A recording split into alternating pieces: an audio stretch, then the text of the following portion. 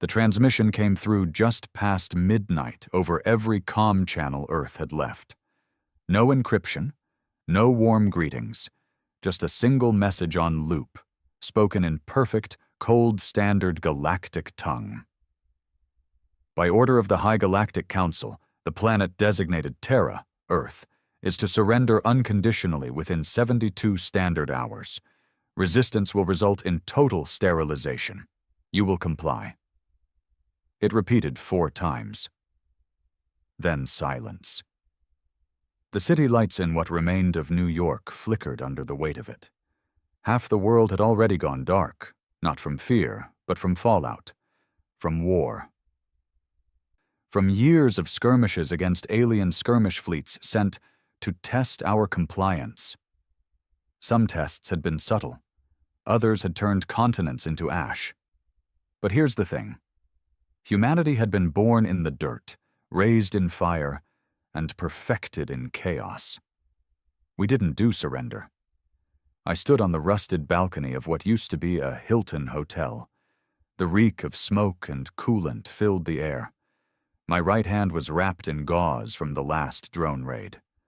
My left held a half-charged slug rifle, and even as the council's words repeated again in my head, "You will comply?" I smiled. Behind me, my team was gearing up. They were all ex-somethings. Ex-military, ex-scientists, ex-criminals. The war had burned titles off people like old paint. Now we were just what we needed to be. Human. Reed, the youngest among us, was adjusting his exosuit plates.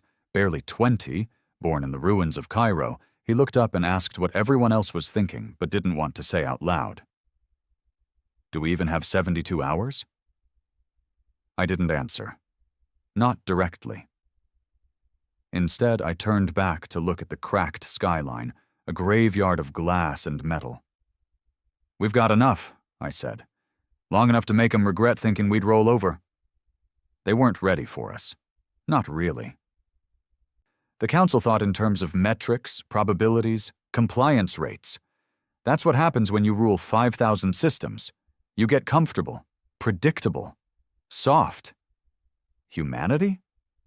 We were born of rebellion. Our history books weren't about peaceful negotiations and galactic harmony. They were about betrayal, resistance, blood, and the mad, stubborn will to keep pushing even when it didn't make sense to. And now they thought we'd surrender just because they said so? Not a chance. Back in the war room, what used to be a subway station before the upper city was vaporized, we gathered the remaining resistance cells via hardline. No satellites left, no high-orbit drones, just buried wires and old-fashioned stubbornness. "Council wants us gone in 3 days," I said into the rusted microphone. "Then we give them a funeral instead," someone replied. I think it was Commander Imani from Johannesburg. Her voice still carried the rage of someone who'd watched her people turned to glass. Everyone agreed. There was no debate, no hope for some miracle fleet to arrive. Earth didn't have off-world allies. The colonies were cut off. Mars was silent. Luna had been reduced to rubble. It was just us. The Council's fleet would arrive in 69 hours. Hundreds of warships. Thousands of ground troops bred specifically to hunt and dominate non-compliant species. And we had rusted guns, scavenged mechs, and a population of battered, furious survivors who'd been underestimated too many times. Perfect odds. Later that night, as the fires from a downed drone lit up the shattered skyline, I found myself staring up at the stars. Somewhere out there, their fleet was burning toward us, confident, smug. I wondered if their commanders were sleeping peacefully, if they thought Earth would be an easy prize. I almost pitied them, because when they landed, they wouldn't find a scared species ready to kneel. They'd find us, teeth bared, backs straight, ready to bleed if it meant taking just one of them with us. And maybe, just maybe, that would be enough to remind the galaxy. We're not the ones who surrender. We're the ones who make legends out of last stands. We're the monsters you create when you try to break a species that refuses to die. And when their High Council finally falls silent, it'll be because Earth taught them to listen. By hour 10 after the surrender demand, the world's remaining resistance forces had aligned. Or at least, what was left of them. I'd seen the war break everything once considered sacred. Countries didn't matter anymore. Borders were dead lines on dead maps. What mattered now was loyalty, not to flags, not to politics, but to survival, to each other. We called ourselves the Scorchmen, not because we burned everything, but because everything we loved had already been scorched. You either made peace with the ashes, or you joined them. Our primary base sat beneath the bones of what had once been a financial district in old Chicago. The skyscrapers had collapsed inward during the second wave, orbital kinetic strikes. Now we worked and fought beneath their shadows, like ghosts of an empire long forgotten. The meeting room was a former underground train terminal, dimly lit by scavenged power cells. The air reeked of metal, sweat, and ozone, the scent of machines being readied for death. Across from me sat Lieutenant Ferris, once a security officer at a lunar mining rig. Lost her wife when the Artemis colonies were glassed. She hadn't spoken a word about it since the day we found her buried under a collapsed shuttle bay. But her hands? Steady. Ruthless. Focused. The kind of person you'd want beside you when the sky falls. Beside her was DeMarco, a mechanic with a kill count higher than most soldiers. He fixed drones with the same hands he used to sabotage enemy mechs. His eyes were tired, always scanning, always calculating. I slapped a digital map onto the makeshift table. Earth was divided now, not into nations, but into fire zones, evacuation routes, and resistance pockets. We had 3 active battlegrounds, 5 more expected to light up as soon as the fleet arrived. They'll land in orbit first, I said. Deploy skirmisher scouts. Take the cities. Go for psychological suppression. Then they'll drop towers. Planetary control nodes, Ferris muttered. Saw them used on Kepler 22b. Turned resistance into obedient dogs. We're not dogs, DeMarco growled, and we've got something they didn't have on Kepler. What's that? Ferris asked. He smirked. Desperation. We spent the next 6 hours coordinating. I barked orders through rusted comms, patched into South American bunkers, African strongholds, and the last known signal from what used to be Tokyo's resistance corps. Each group had one goal: delay the landing. We couldn't beat them conventionally. Everyone knew that. But this wasn't about victory in the traditional sense. This was about showing them we weren't broken. Not yet. Outside the bunker, in the steel-laced yard where scavenged machinery groaned under stress, Reed was working on one of the old ironclads, a mech unit from the early days of Earth's counteroffensive. The thing was a walking relic. Scarred, outdated, barely holding itself together, just like the rest of us. "How's it looking?" I asked, walking up beside him. Reed looked up, grease smeared across his cheek. "Gave it a new power core. She'll move. Won't be pretty, but she'll move." "That's all I ask." He hesitated, then added, "Do you ever think we're already dead? Like, maybe this is just us buying time before the lights go out?"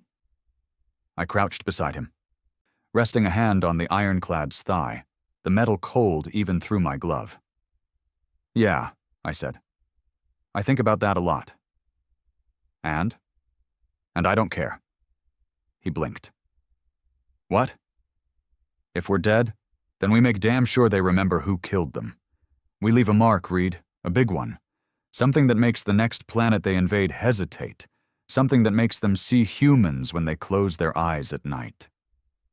He smiled, slow and tired. "That's one hell of a ghost story." "No," I said. "That's legacy." Hour 21. The first ripple in the upper atmosphere hit. We saw it before we heard it. clouds spiraling in ways they shouldn't. Lightning firing sideways across the sky. The temperature dropped 10 degrees in an instant. Birds stopped flying. Insects went still. Nature itself froze. Then the ground trembled. Not an earthquake, not yet. Just pressure. A slow-building hum that burrowed into your teeth and skull, like a scream you could feel but not hear. "They're here," Ferris said, her voice flat. Over the next 10 minutes, the skies above Europe, Asia, and North America split open, not in light or flame, but in absence. Giant shadows fell across cities. We had no visuals, just glimpses, angles that made no sense, shapes too big to measure. One scout drone sent footage from the Arctic front, a fleet of Vasari-class suppression ships, at least 20, descending in coordinated orbits. Behind them, the Dominion Cradle, the central node of the High Council's planetary control system.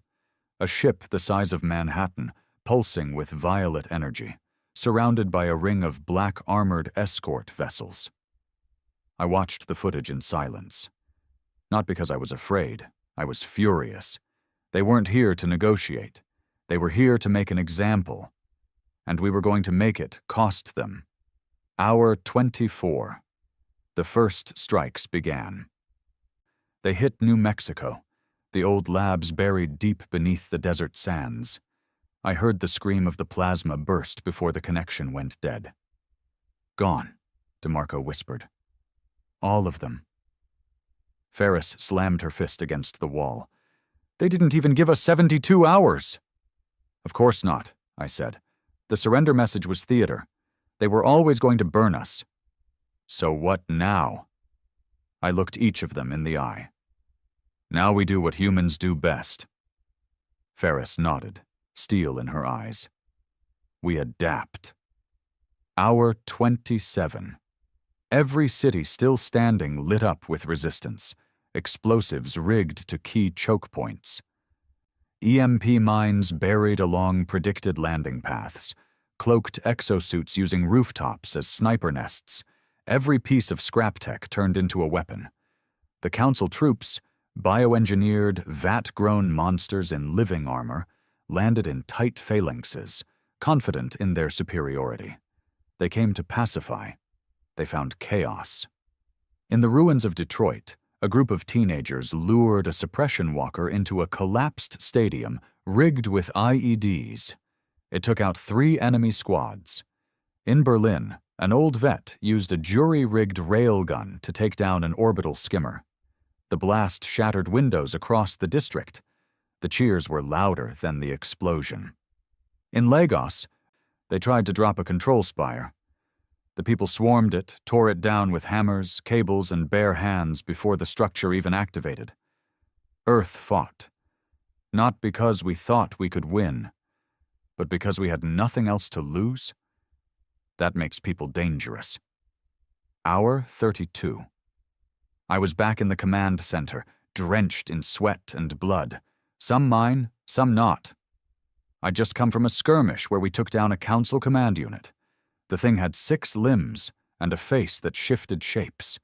It screamed when it died. Reed was beside me, holding a cracked tablet. We intercepted a message from the Dominion Cradle. I raised an eyebrow. "Let me hear it." He played the recording. "Local resistance exceeds projections. Human aggression at 470% above calculated average. Recommendation: full planetary cleansing to prevent ideological contamination." Ideological contamination. That's what they called courage. I looked at Reed. "Tell the others." "Tell them what?" "That they've officially pissed themselves." He grinned. "We made the council afraid." "Damn right." Hour 35. Our next move was clear. We couldn't stop the orbital fleet, but we could take out the cradle. One shot, one opening, one hell of a suicide run. We had a prototype, a relic from before the war really began. An old suborbital shuttle built for deep atmosphere mining, reinforced to hell, covered in radiation shielding, fitted now with a quantum core bomb stolen from a failed council research site. It could pierce the upper atmosphere. Maybe. Once. And if it got close enough, it could take the cradle with it. "I'll fly it," I said. "No," Ferris snapped. "You're too important." I looked at her. Really looked at her. "We're all just names on the wall when this ends, Ferris. Doesn't matter if mine comes first." There was a long silence. Then she nodded. "We'll buy you the opening." I placed my hand on her shoulder. "Make it count." As I suited up in the pilot chamber, cracked glass, rusted panels, blinking reds everywhere, I heard the resistance signal go live across every channel. "To all surviving units, Operation Ashwake is a go. Hit them hard. Buy the time. Earth rides one last wave."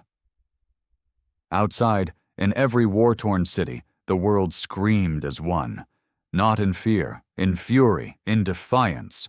We would not surrender, we would not kneel, we would show the galaxy what humans look like at the end of the world. And why that end is never easy. The shuttle's cockpit smelled like stale blood and burnt plastic. I sat strapped into a seat that had been welded back into place the night before. The controls were barely functional, half of them blinking in red, the rest flickering as if unsure whether they were alive or already dead. The onboard AI, a gutted version of something old and military-grade, had refused to reboot, probably for the best.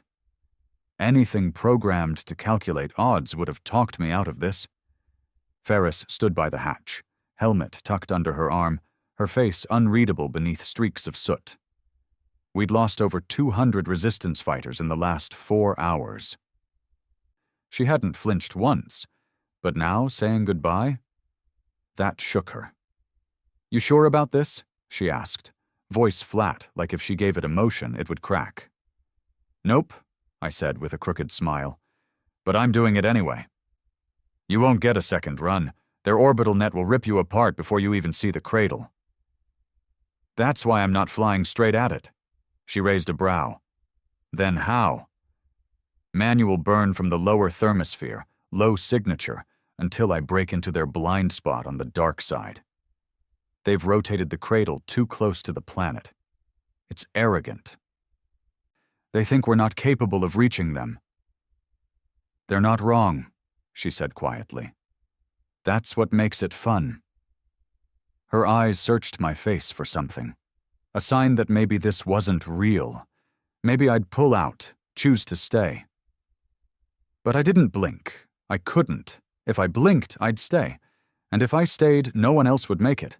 So I leaned in, pressed my forehead against hers, helmets off, no formal salute, just the old human way. "Make the bastards bleed," I whispered. "You first," she replied.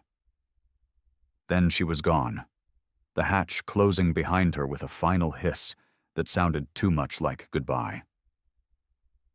The launch was like being punched in the spine by God. The shuttle was never meant for atmospheric re-entry, let alone exit. As we climbed into the upper stratosphere, metal groaned, heat shields screamed, and my body was shoved back into the seat so hard I thought my ribs would crack. Outside the viewports, the sky darkened, from blue to navy to pitch. And then I saw it. The Dominion cradle. Even from this distance, it was impossible to miss. It didn't reflect light, it consumed it. A perfect sphere of void-ringed architecture, latticed with shimmering defense nodes and guarded by an escort of stealth cruisers shaped like spinning knives. And yet, they'd made one mistake. They thought they were gods. And gods don't fear mortals. But this mortal was carrying a quantum core bomb in his cargo bay, and a lifetime of anger to guide it. Back on Earth, Operation Ashwake was burning through the last of our defenses. Ferris led simultaneous strikes on Council landing zones, each one timed to look like desperation. In truth, they were choreographed to draw orbital fire downward, forcing the cradle's defense net to focus on planetary interference. It was working. The cradle's AI, massive and overloaded, began rerouting its sensor grid to assist in suppression efforts. That created a 3-minute window where their orbital blind spot, a small patch on the dark side of the planet, was unguarded. 3 minutes, no more. I rode the wave of gravity until I hit that exact zone, killed all external power, and coasted dead toward the cradle like space debris. If I were lucky, they'd think I was a broken satellite or a chunk of ruined orbital hardware. If I wasn't, well, then I'd still hit the cradle hard enough to make them remember my name. As the station grew larger in my viewfinder, I thought about Earth, the smell of rain on cracked pavement, the laughter of children in the underground shelters, the stubborn resilience of my species, and I smiled. Because win or lose, we were never supposed to fight back at all. And yet here I was, in their orbit, on their doorstep, with death in my hands. 1 minute out, their scanners pinged me. I saw it on my readouts. A pulse, then a second. They'd noticed. Damn. Suddenly, a volley of defense drones launched from one of the cradle's outer rings, moving in perfect, emotionless formation. Small, fast, lethal, like a swarm of silver wasps. I powered up the core. The cockpit lit with a violet glow as the quantum payload armed itself. The failsafe warning chirped. I punched it off. The drones closed in. I rerouted the shuttle's backup fuel lines, overloaded the manual thrusters, and slammed the control stick forward. The ship lurched, nosediving straight toward the cradle's core node. A pressure vent the size of a football field. If I hit that vent, even a small detonation could force internal implosion. But I wasn't planning a small detonation. The drones opened fire. The hull screamed as holes were punched through it. A warning light blinked on the right panel. Decompression imminent. I didn't care. I was 20 seconds out. The cradle loomed so close now I could see its texture. Not smooth metal, but bone-white plating, like the exoskeleton of some colossal insect. 15 seconds. A drone slammed into the rear stabilizer. The ship spun, off course. I fought the stick, muscles burning, teeth clenched. 10 seconds. Then I saw her, Ferris, not in front of me, not in person, but in memory, holding the line in some broken street. Her voice in my ear. "Make the bastards bleed!" I smiled again. 5 seconds. I corrected course. 3 seconds. The pressure vent opened before me like a gaping mouth. 1 second. I triggered the core. From Earth, it looked like a second sun had been born. A pulse of white-violet light lit the night sky, streaking from horizon to horizon. The cradle vanished, not exploded, not shattered, erased, like it had never been there. The shockwave tore through the orbiting fleet, scrambling their sensors, rupturing hulls. Down on the planet, Ferris stood with Reed in the middle of a burning street. Both were silent as the sky glowed with the death of a god. "He did it," Reed said. Ferris didn't answer. She just stood, staring up, her helmet cradled in her arms, lips pressed into a line of steel and sorrow. Because we all knew, no one could survive that blast. In the aftermath, the Council fleet retreated, not from weakness, from fear, because for the first time in galactic history, a non-compliant species hadn't just resisted. They'd taken one of the High Council's own monuments of power and turned it into dust. They didn't know how to respond. The war didn't end that day, but it changed. The Council pulled back to reevaluate, plan, rethink, and Earth. Earth became legend, a planet of madmen, of fire and chaos, a species that laughed in the face of extinction and bit down on the throat of their conquerors before being dragged into the void. We were the story told to other civilizations. We were the nightmare whispered to obedient children. If you ever disobey the Council, you'll end up like humanity. Dangerous, wild, free. I didn't die. Not exactly. The core went off as planned, but the cockpit ejected milliseconds before detonation, flung into deep orbit on a trajectory no one could track. I woke up 6 weeks later, pulled from a frozen escape pod by scavenger raiders. My body was broken. My lungs barely worked. My bones were held together with steel now. My blood mixed with synthetic restoratives. But I was alive, and the Council didn't know that. They thought the human who brought down their cradle died a martyr, and maybe in some ways, he did. Because I'm not the same man who launched that shuttle. I'm something else now, something worse, something they left alive by mistake. And when I return, it won't be with a bomb. It'll be with a message, a simple one. We're still here, and we're not done fighting. I wasn't supposed to wake up. The escape pod was never meant for survival beyond 36 hours in deep orbit, especially after being flung from a quantum core blast. But somehow 6 weeks later, I opened my eyes inside the steel belly of a ship that wasn't ours. The light was dim. Fluorescence buzzed overhead. A foul mix of coolant and rotting meat hung in the air. Metal creaked like the vessel itself was groaning in pain. My throat felt like I'd swallowed broken glass. Every bone in my body ached. I couldn't move, but I could hear. Voices, guttural, sharp, clicking through translators. Not human. "Is it awake?" one said. "Barely. Neural response is climbing. Must be one of the Terran commanders." A second voice rasped in mockery. "The one they say destroyed the cradle?" I didn't recognize the language, but I understood the tone. Contempt. Fear wrapped in mockery. So the myth had spread. Good. Let them whisper. Let them believe I was dead and then fear me when I rose again. I drifted in and out of consciousness for hours, maybe days. The timeline blurred. When I came fully to, I was strapped to a wall. Not tied. Mounted, like a specimen. IV lines fed into my arms. There was something in my spine. I could feel the weight of it, cold and foreign. A tracker, maybe, or a limiter. The room was dim. One small bulb swung above me, casting jagged shadows on the rusted walls.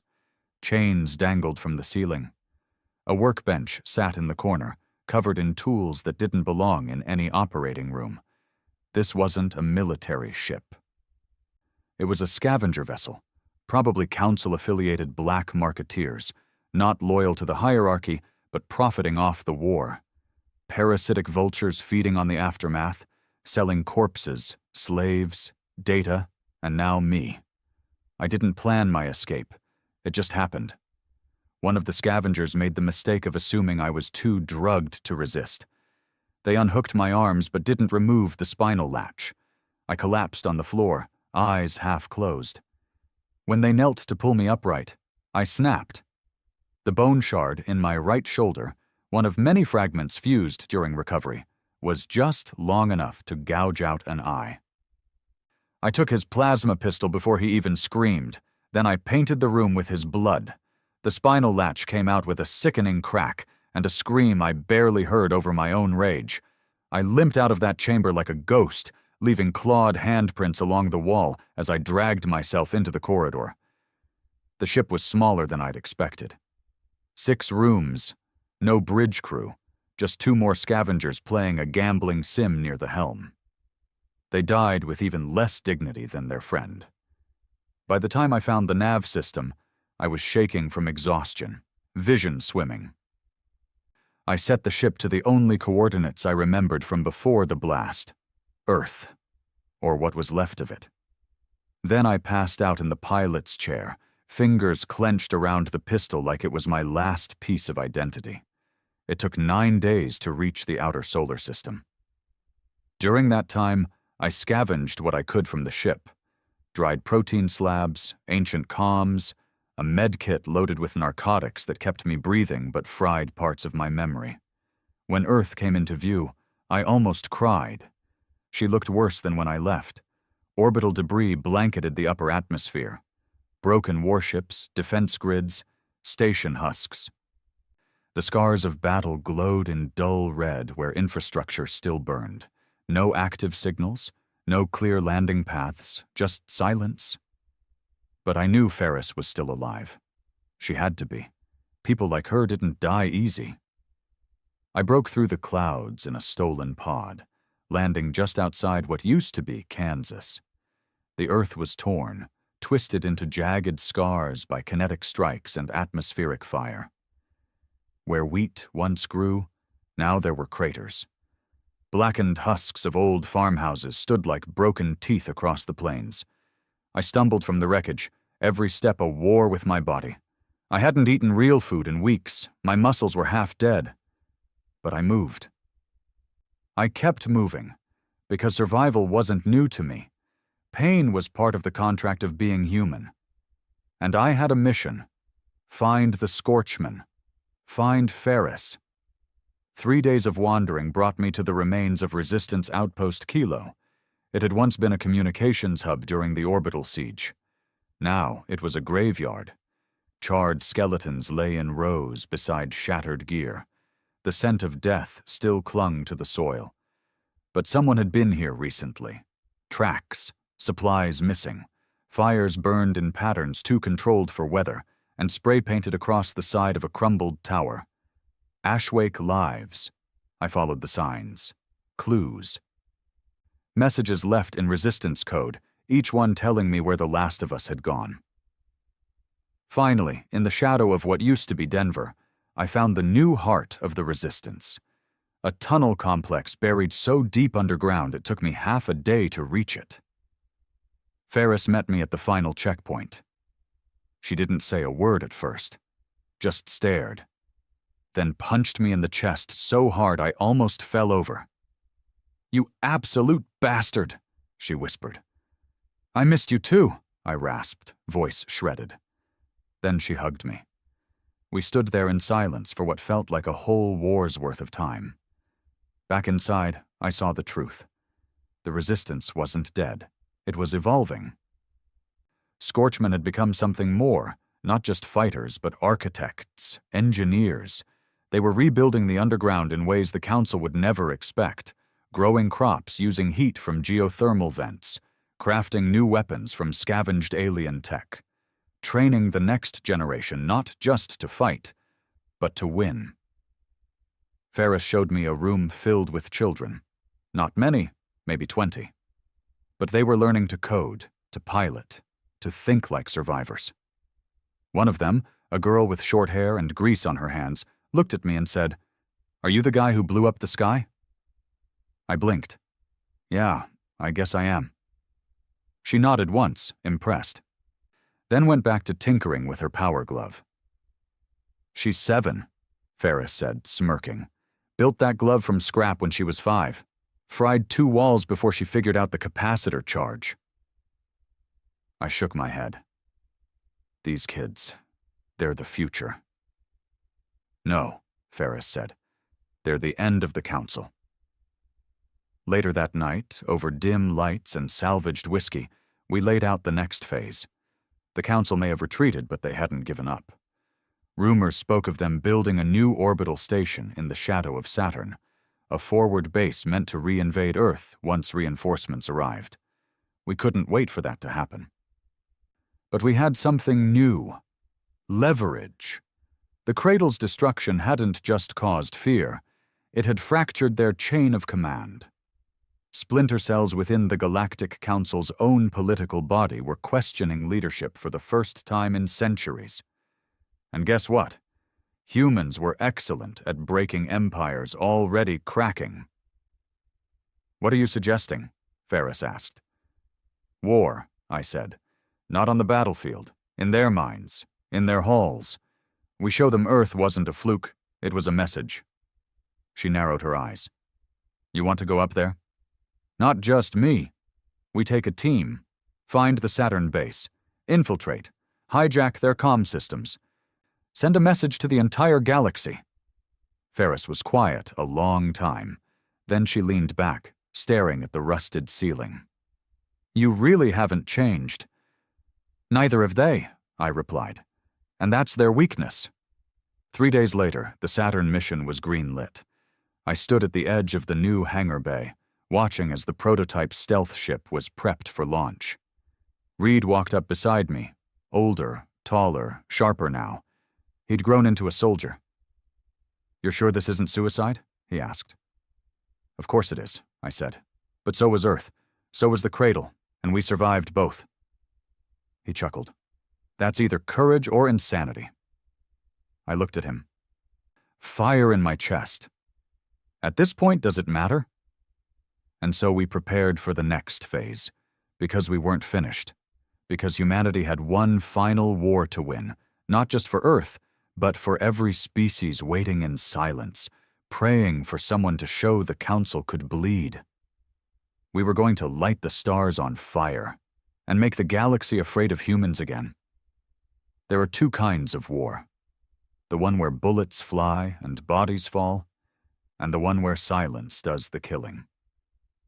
We were about to start the second kind. Operation Ghost Hook was green-lit under total blackout. No broadcast, no data trails, no paper trail. The stealth ship, a hybrid patchwork of old Earth tech and scavenged alien cloaking systems, was the only one of its kind. We named it the Needle. Fitting, since it was going to slip between the ribs of a giant and jab the bastard in the heart. Ferris was mission lead, though she tried to make me wear the bars. I refused. Command was for people with a future. I wasn't sure I had one anymore, not after everything I'd survived. I was the ghost in the machine now, the face that burned in Council nightmares.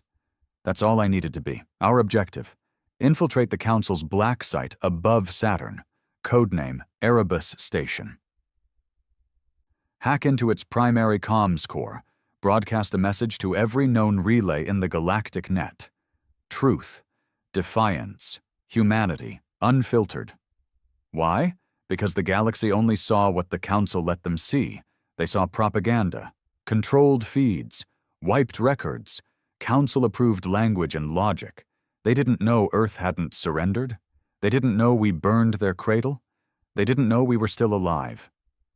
And when they did, we needed that moment to echo loud enough to fracture the walls of their empire. The launch window was tight. We exited Earth's upper orbit in complete silence, ghosting through the orbital debris field like shadows.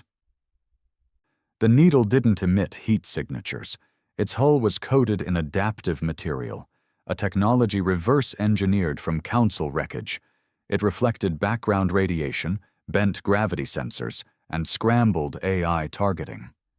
Only 5 of us made the crew. Ferris, iron-willed and quiet, wore her grief like armor. Reed, now a technical prodigy and infiltration expert. Tariq, our pilot, former orbital racer turned resistance smuggler. Silas, ex-Council prisoner, Earthborn, but fluent in Council command patterns.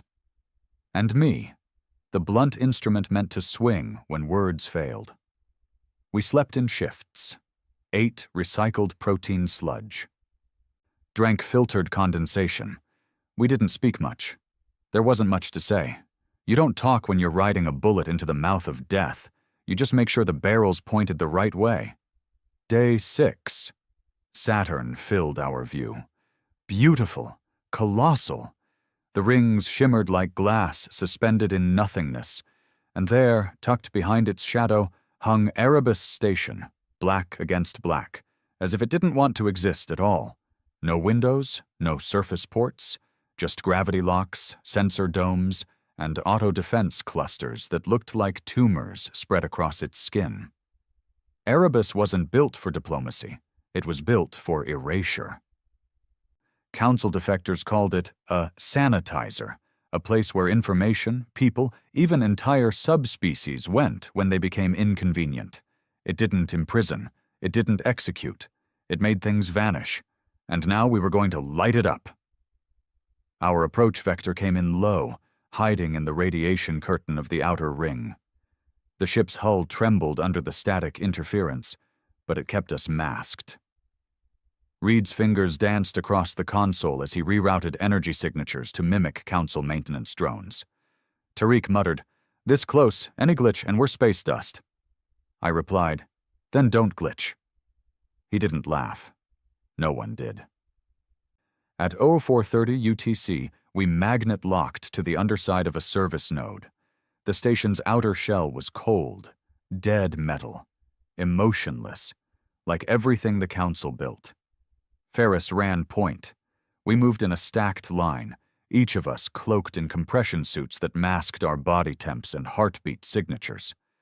The breach point was a maintenance shaft, 6 meters wide, with plasma coils humming beneath us. "Silas," Ferris whispered. He moved forward, pulling out the bypass spike, a Council tool he'd smuggled out of a black site 10 years ago by hiding it in a hollowed-out femur. It clicked once, twice, then hissed. The hatch opened. Erebus didn't welcome us, it absorbed us. Inside, it was silent. No footsteps, no chatter, no hum of life. Just the low, mechanical breathing of a station that never slept, never felt, never asked questions. The halls were made of obsidian-gray alloy. Symbols scrawled along the walls in Council glyphs marked sectors. AI core, memory purge unit, species archive, drone nexus. That last one made my skin crawl. We passed chambers where stasis pods lined the walls like coffins. Bodies floated inside, not dead, not alive, just paused. Some were human, others were species I didn't recognize, all stripped of identity. Erebus didn't kill you. It scrubbed you. Silas led us to the central data spine, a column of pulsating code and quantum-linked cores that ran from the lowest level to the topmost relay. It was the heart of the station. If we got in, we could ride its comm channels out to every Council system. But first, we had to kill its eyes. "EMP charges set," Reed said, panting. "On your word." "Do it," Ferris whispered. He pressed the trigger. The hall went dark. Lights died. Pressure valves hissed. Defense sensors blinked out. We moved. Then the screaming started. Not from us. From the walls. A sound that wasn't made by humans or speakers. More like machine agony. The AI had felt the blind. It didn't understand pain, but it recognized sabotage, and its response was rage. Ceiling panels ripped open. Defense drones fell like spiders from a broken web. Black, multi-limbed eyes glowing red. "Go!" Ferris yelled. We split, me and Reed to the core. Ferris, Tariq, and Silas toward the reactor, to disable fail-safes. I ran with everything I had, Reed at my back, hot breath echoing through the comms. We made it into the data chamber with seconds to spare. The core was massive, floating, encased in a crystal lattice, pulsing with pure thought. Thousands of consciousnesses stacked into one system, the station's memory, defenses, and personality. Every terrible thing it had ever done, stored here. Reed sprinted to the control terminal, slapping down a code splitter, hijacking the protocol stream. "You have 2 minutes," he gasped.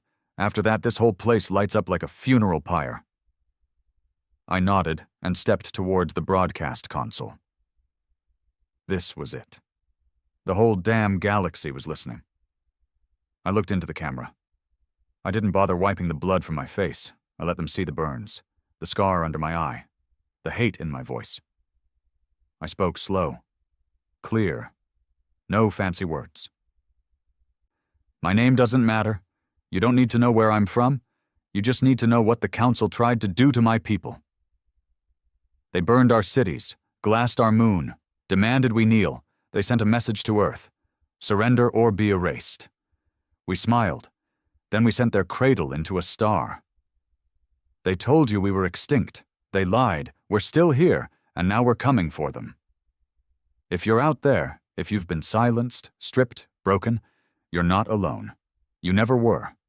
We are the species that said no, and we say it again, for every world watching. Earth does not surrender. Now it's your turn." Reed hit the transmitter. The signal shot through every relay in the spine, then burst out into the black, into every colony, every system, every pocket of controlled space. We'd just pulled the curtain down. The AI reacted fast. It locked down every hall, sealed airlocks, triggered station self-destruct. Ferris's voice came through the comm. "Fall back. Reactors charging. They're gonna blow the whole station." "Copy," I roared. "We're heading." Then the ceiling above us collapsed. A drone slammed down, metal limbs flailing, screeching in pure synthetic rage. Reed fired 3 shots into its skull. I tackled it, drove my blade between its core plates, and twisted. It spasmed, then died. But not before slashing Reed's thigh open to the bone. He collapsed, blood spraying. "I'll carry you," I said. "No," he coughed. "Go." "Shut up." I hoisted him onto my back and limped toward the fallback corridor. Emergency lights flashed red. Sirens screamed. Fire rained from ruptured plasma lines. "Evac pods 2 levels down!" Ferris yelled. We met at the junction, covered in soot, coughing blood. Tariq was already inside the pod, calibrating launch. Silas didn't make it. He'd stayed behind to hold the bulkhead. Bought us 2 minutes. It was enough. We threw Reed in first, then I climbed in last.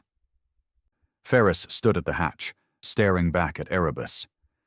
"It's gonna blow," I said. "I know. You okay?" She looked at me. "No, but I'm alive." That was enough. We hit the ignition. The pod shot from the belly of Erebus just as the station's core went supercritical. Behind us, a new sun was born. Erebus, the eraser of species, the black heart of silence, was gone. And with it, the lie. We didn't go back to Earth right away. We vanished into the void, let the message ripple. Within a week, 3 border systems revolted. By month's end, Council High Command was under internal investigation. And humanity? We weren't ghosts anymore.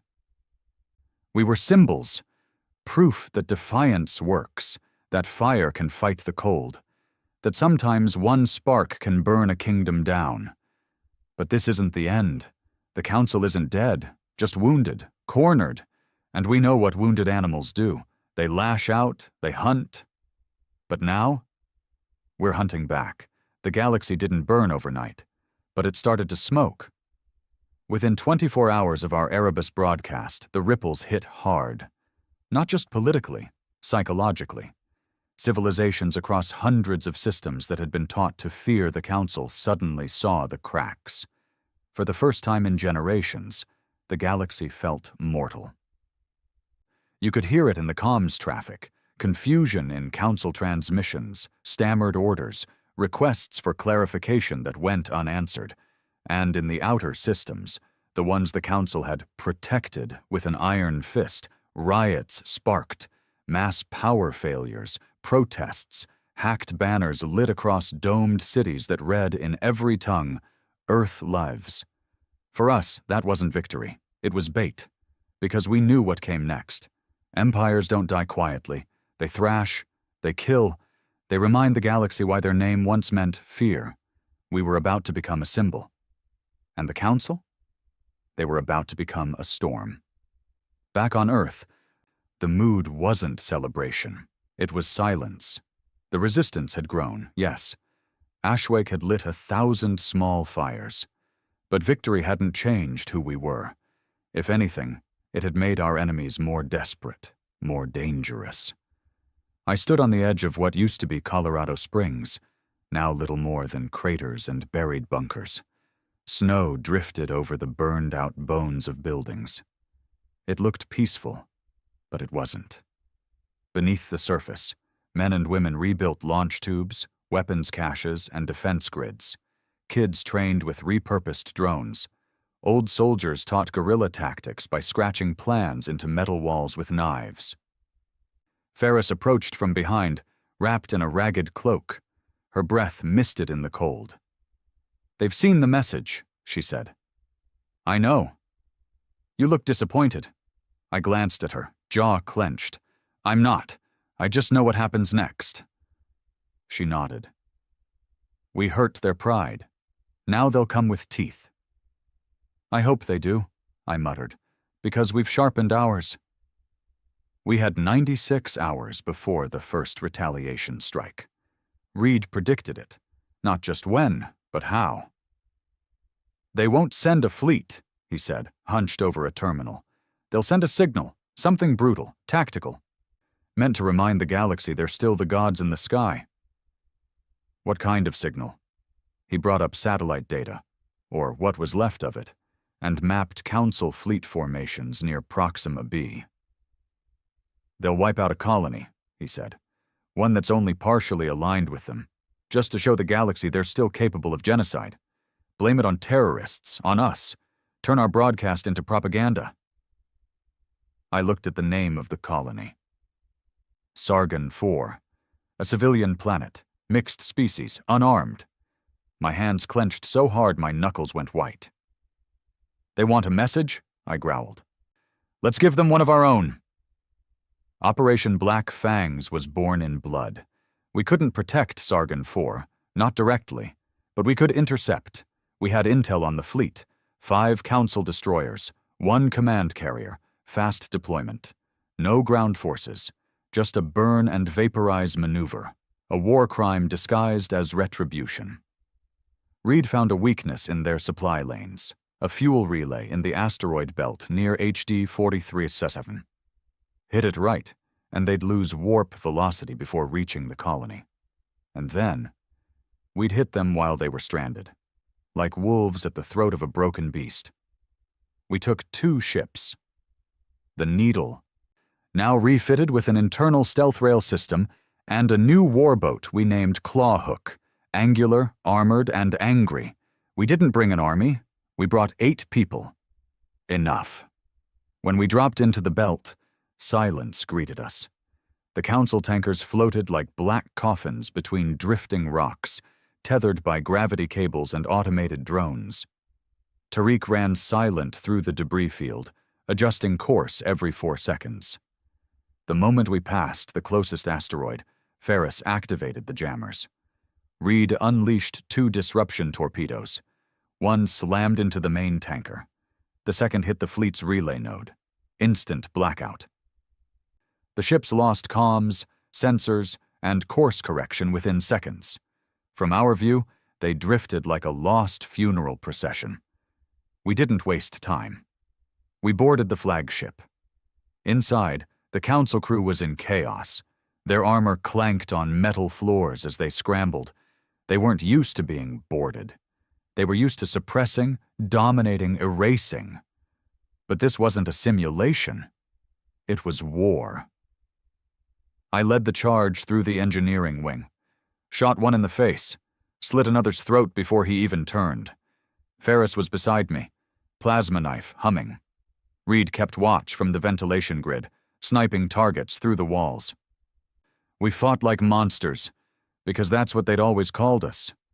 When we reached the command bridge, the captain, some 4-eyed priest-class alien with gold-threaded robes and skin like ink, raised his hands. He tried to speak in Council tongue, formal and hollow. I didn't let him finish. I shot him in the mouth. No more sermons, I growled. We hijacked the ship's internal comms and broadcast to the other 4 ships in their native dialect. You're trespassing in sovereign space. Earth has no tolerance for genocide. Turn back or die here, in the dark. They didn't respond.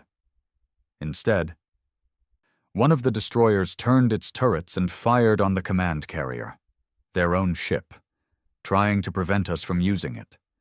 They knew what we were. They knew what we'd do with it. But they were too late. We dumped the ship's memory core to a quantum burst relay, sent every byte of evidence straight to outer system relays. Proof of their plan to sterilize Sargon IV.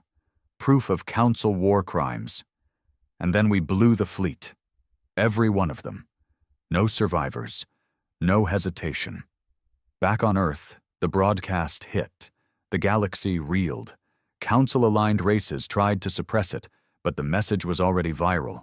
Millions of systems downloaded it, streamed it, shared it. Resistance factions across 50 worlds suddenly had proof that humanity wasn't just defying the Council. We were exposing it, and not just us.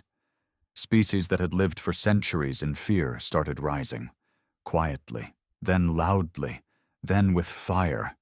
But retaliation still came. Earth's skies opened again. Kinetic bombardments, atmosphere ignitions, orbital sweepers. They weren't trying to win. They were trying to erase. But this time, we were ready. We had railguns buried under ice, cloaked fighters that ran silent between craters. We had spies feeding us fleet paths, and engineers who turned trash into torpedoes. We fought back. We made it cost. We bled them. But we bled too. Ferris lost an eye, and part of her leg during a breach in the new Sydney tunnels. Tariq didn't come back from a run in the southern hemisphere. Reed nearly burned alive hacking a war drone. I carried his body out myself, half his face gone, breathing through shredded lungs. He looked at me through one good eye and said, "Did we win?" I told him the truth. No. Not yet. But we had done something worse to the Council than just win a battle. We'd changed the story. No longer were we the primitives. We were the precedent. The species that refused, resisted, and retaliated. A symbol of what happens when a conquered world bites back so hard it takes the hand with it.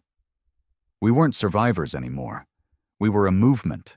And somewhere deep in Council space, where the ruling class cowered behind walls of synthetic ivory and programmed loyalty, they watched our broadcasts in silence. They saw our scars, our fire, our rage, and they remembered the cradle, because we would never let them forget. It started with whispers, small colonies on the fringe, places no one remembered except the tax collectors, began refusing Council decrees, refusing shipments, blocking patrol ships.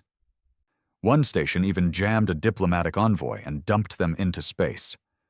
The Council called it minor unrest. By the time the fourth species declared open rebellion, it was civil war. And Earth? We weren't watching. We were stoking it. The turning point came at Delverin, a trade moon orbiting a neutral system. For 2 centuries, it had been a melting pot. Humans, Traskians, Kaluri, even offshoot Council officers who'd gone native. It was a hub for bribes, backdoor deals, and synthetic pleasure districts.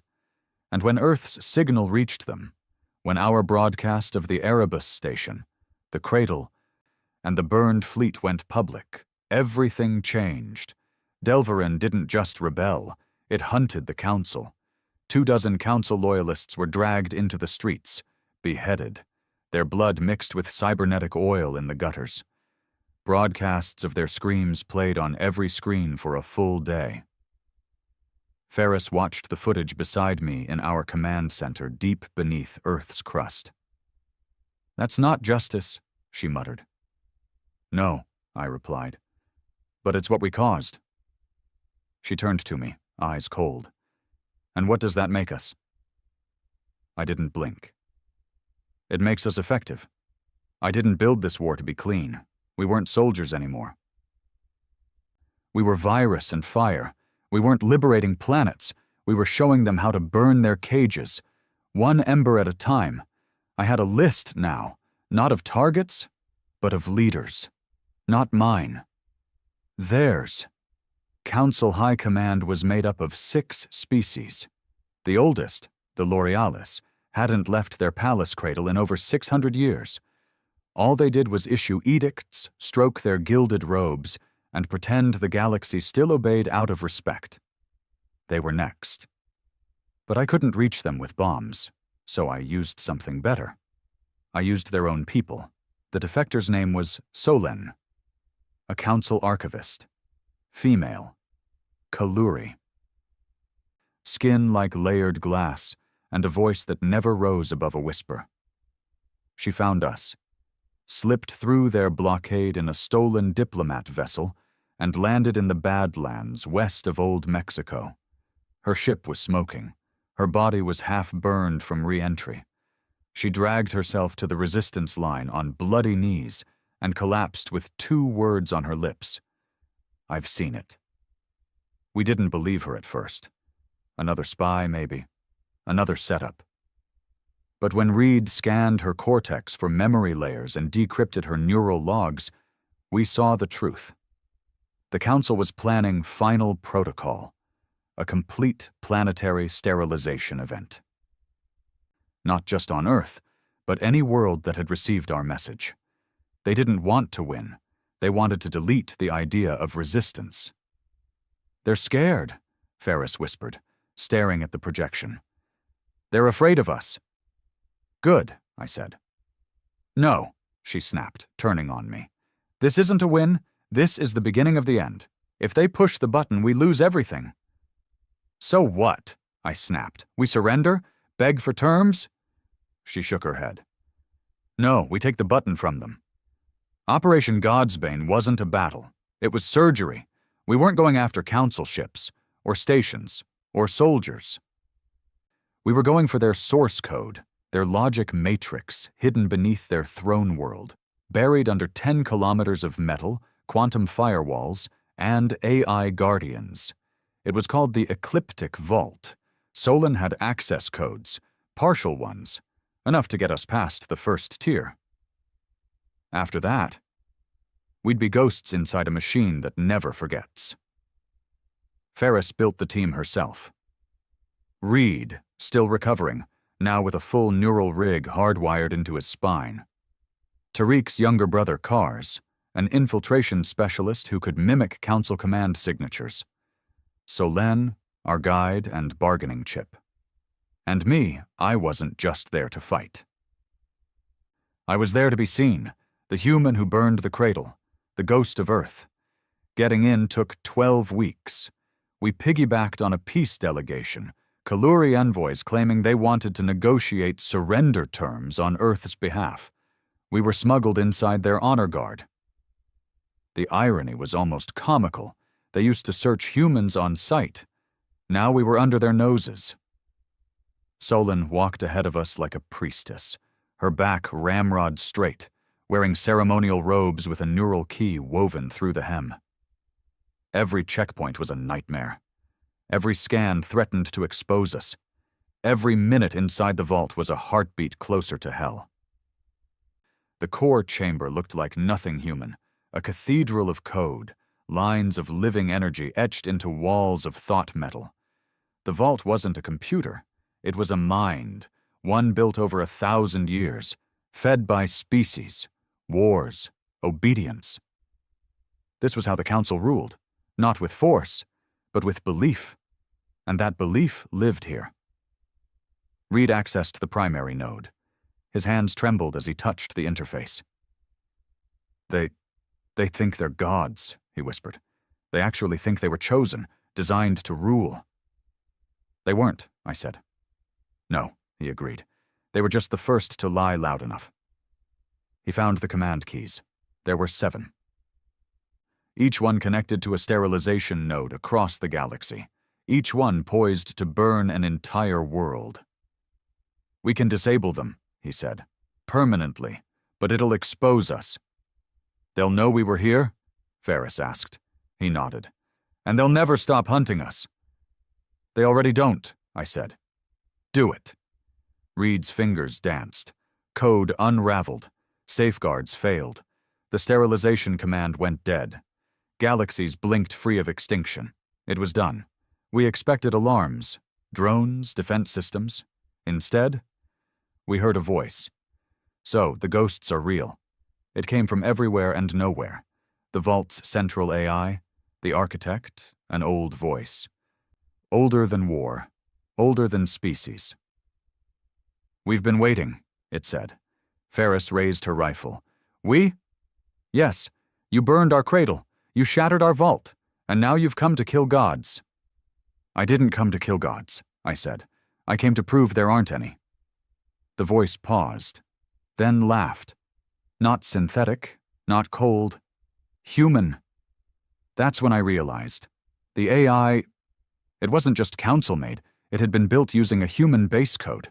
We'd made the system centuries ago, lost in the first explorations, buried, found by the council, warped, grafted. And now? It remembered us. "You are beautiful," it said. "Terrible. Uncontrolled. You were never meant to survive. And yet, here you are." Ferris stepped forward. "If you were human once, you can help us." "No," the architect replied. "I cannot help. I can only watch." "Then watch this," Reed growled, and uploaded a virus, a neural plague designed by Ferris and Solon. It didn't delete the vault. It mirrored it, sent copies of everything to systems across the galaxy. Every secret, every lie, every order of sterilization, every false flag, every council betrayal. The galaxy blinked, and then it woke up. We barely escaped the vault. Council guards stormed the levels as we fled. Ferris killed 3 before we reached the evac lift. Cars lost an arm, but refused to slow down. By the time we hit orbit, fleets were rising, but not just theirs. The Free Kaluri Armada had declared independence. Traskian civil fleets had turned their weapons on loyalist outposts, and in the shadows between systems, new flags flew, not of Earth, but of resistance, of unity, of vengeance. Back on Earth, I stood under a shattered sky, watching auroras bloom from leftover EMPs. We weren't just fighting anymore, we were leading, not just as soldiers, but as something more, an idea. The first species to say no and mean it. There's a moment after every war where silence doesn't mean peace. It means breath. The kind of breath you take after dragging yourself out of a wreck. A lungful of smoke and blood, just to remind yourself you're not dead.